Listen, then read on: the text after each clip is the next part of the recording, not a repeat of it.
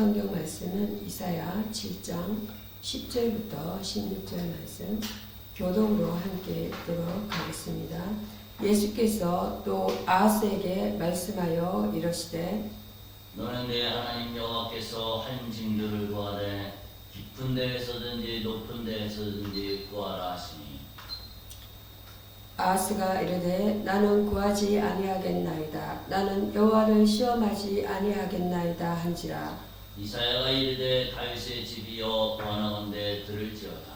너희가 사람을 괴롭히고서 그것을 작은 일로 여겨 또 나의 하나님을 괴롭히려 하느냐. 그러므로 주께서 친히 진주를 내게 주실 것이라. 보라, 처녀가 잉태하여 아들을 낳을 것이요 그의 이름을 임마누엘이라 하리라. 그가 악을 버리며 선을 택할 줄 알 때가 되면 엉긴 적과 꿀을 먹을 것이라. 합독을 읽겠습니다. 대저 그저 이 아이가 악을 버리며 선을 택할 줄 알기 전에 내가 미워하는 두 왕의 땅이 황폐하게 되리라. 아멘. 오늘의 말씀은 임마누엘의 징조라는 본문 내용으로 은혜를 나누겠습니다. 오늘 우리가 함께 묵상할 말씀은 이사야 7장 10절부터 16절까지의 말씀입니다. 이 본문은 성탄절에 자주 읽히는 말씀이지만 단순히 예수님이 태어나신다는 예언을 넘어 위기의 역사 속에서 하나님이 어떻게 구원을 이루시는지를 보여주는 매우 깊은 구속사적 본문입니다.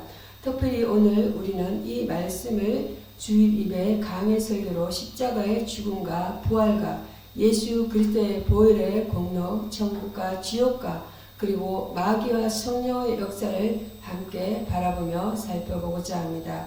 이사야 7장의 역사적 배경은 매우 어둡습니다. 당시 유다는 아람과 북이스라엘의 연합군, 즉 러신과 베가의 친구 위협 앞에 놓여 있었습니다. 7장 2절에 보면 다윗의 집이 아람이 에브라임과 동맹하였다 함을 듣고 그 마음과 백성의 마음이 숲이 바람에 흔들림 같이 흔들렸다고 기록합니다. 왕 아하스와 백성들은 두려움에 사로잡혀 있었습니다. 이때에 하나님은 선지자 이사야를 통해 아하스를 찾아오십니다. 하나님은 이미 4절에서 상가며 조용하라, 두려워하지 말라고 말씀하셨습니다. 그러나 아하스의 마음은 하나님이 아니라 눈에 보이는 정치와 군사력에 가 있었습니다. 10절과 11절에서 하나님은 놀라운 제안을 하십니다. 내 하나님 여호와께 한 징조를 구하라. 깊은 데에서든지 높은 데에서든지 구하라. 하나님은 아하스가 믿음을 가질 수 있도록 어떤 형태로든 확실한 표적을 허락하시겠다고 하신 것입니다. 이는 하나님의 자비와 인내를 보여줍니다.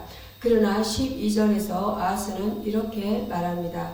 나는 구하지 아니하겠나이다. 나는 여호와를 시험하지 아니하겠나이다. 겉으로는 경건해 보이는 말이지만 사실 이는 불신앙의 말이었습니다.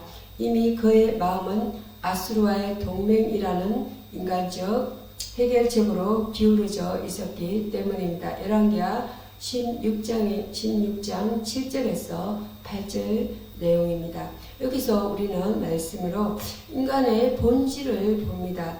위기 앞에 우리는 하나님께 묻기보다 하나님을 이용하거나 아예 배제한 채 스스로 길을 정하려 합니다. 이것이 바로 창세기 3장에서 아담과 하와가 하나님의 말씀보다 자기 판단을 선택한 모습과 닮아 있습니다. 마귀는 언제나 이렇게 역사합니다. 하나님을 온전히 신뢰하지 말라. 창세기 3장 1절에서 5절을 참조하십시오. 내가 스스로 판단하고 결정하라. 이것이 마귀의 가장 오래된 전략입니다. 13절에서 이사야는 아하스를 향해 책망합니다. 너희가 사람을 괴롭게 하는 것이 작은 일로 여겨서 또 내 하나님을 괴롭게 하려느냐. 불신앙은 단순한 개인의 선택이 아니라 하나님을 건심하게 하는 죄입니다. 그럼에도 불구하고 14절에서 하나님은 스스로 징조를 주시겠다고 선언하십니다. 그러므로 주께서 친히 징조를 너에게 주실 것이라. 보라, 처녀가 잉태하여 아들을 낳을 것이요 그의 이름을 임마누엘이라 하리라. 여기서 임마누엘이란 이름은 하나님이 우리와 함께 계시다는 뜻입니다. 이 징조는 단기적으로는 아하스 시대에 하나님의 보호와 구속을 약속하는 의미를 지니지만 궁극적으로 예수 그리스도의 탄생을 가리키는 메시아 예언입니다. 마태복음 1장 22절에서 23절은 이 예언이 예수님의 동정녀 탄생으로 성취되었음을 분명히 밝힙니다. 성경은 스스로를 해석합니다. 이 임마누엘의 징조는 단순히 하나님이 옆에 계신다는 감정적 위로가 아닙니다. 이는 하나님이 인간의 역사 속으로 직접 들어오셨다는 선언입니다. 예수 그리스도는 하늘 보좌를 버리고 이 땅에 오셔서 죄 없으신 몸으로 십자가에서 죽으셨습니다. 그 피는 단순한 순교자의 피가 아니라 하나님의 아들의 보혈입니다. 히브리서 9장 12절은 자기 피로 영원한 속죄를 이루셨다고 정언합니다. 우리는 우리의 행위가 아니라 예수님의 피 공로로 구원받은 사람들입니다. 15절과 16절에서 그가 악을 부리며 선을 택할 줄 알 때까지 엉긴 젖과 꿀을 먹을 것이라고 말합니다. 이는 그 아이가 참된 인간으로 성장하실 것을 보여줍니다. 예수님은 참 하나님이시면서 동시에 참 인간이셨습니다. 이 점이 매우 중요합니다. 왜냐하면 인간의 죄는 인간이 짊어져야 했기 때문입니다. 동시에 그 죄값을 감당하기 위해서는 하나님만이 가능하셨기 때문입니다. 십자가는 이 두 진리가 만나는 자리입니다. 이 임마누엘의 복음은 천국과 지옥을 분명히 가릅니다. 하나님이 우리와 함께 계신다는 것은 그분의 구원을 받아들이는 자에게는 영원한 생명이 있다는 뜻이지만 동시에 그 은혜를 거부하는 자에게는 심판이 있다는 뜻이기도 합니다. 예수님은 십자가에 대해 마태복음 25장 46절에서 가장 많이 말씀하신 분이십니다. 이는 우리를 두렵게 하는 목적이 아니라 회개하고 생명으로 나오게 하려는 사랑의 경고입니다. 성령의 역사는 이 임마누엘의 복음을 오늘 우리의 삶의 실제가 되게 하십니다. 예수님이 요한복음 14장 16절과 17절에서는 성천하신 후 성령께서 오셔서 우리 안에 하나님이 함께 계심을 체험하게 하십니다. 성령은 우리가 위기 속에서도 하나님을 신뢰하게 하시고 마귀의 거짓말을 분별하게 하십니다. 성경적 예화로 우리는 히스기야 왕을 떠올릴 수 있습니다. 히스기야는 아수르의 위협 앞에서 아스와 달리 하나님께 나아가 기도했습니다. 그 결과 하나님은 열왕기하 19장 35절 말씀에는 하나님은 한밤 사이에 아수르 군대 18만 5천을 치셨습니다. 하나님이 함께 하시는 임마누엘의 능력이 역사 속에서 실제로 나타난 사건입니다. 일반 예화로는 한 가지만 들겠습니다.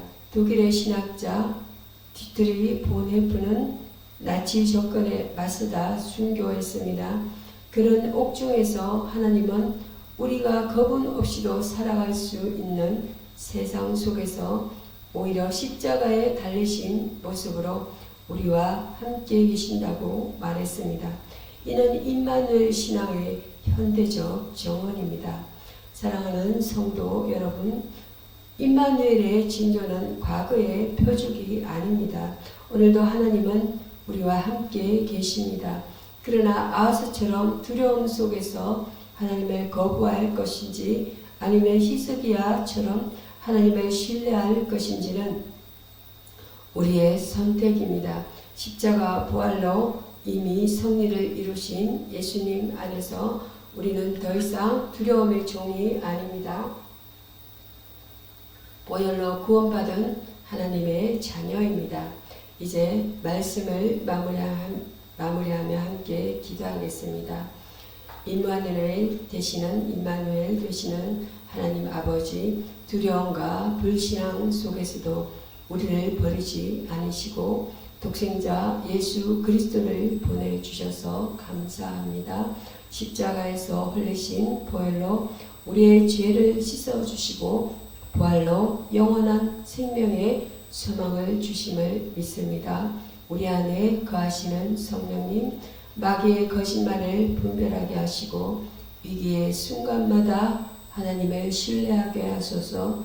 천국의 소망을 붙들고 지옥의 길에서 돌이키게 하시며 날마다 임마누엘의 은혜를 누리며 살게 하옵소서.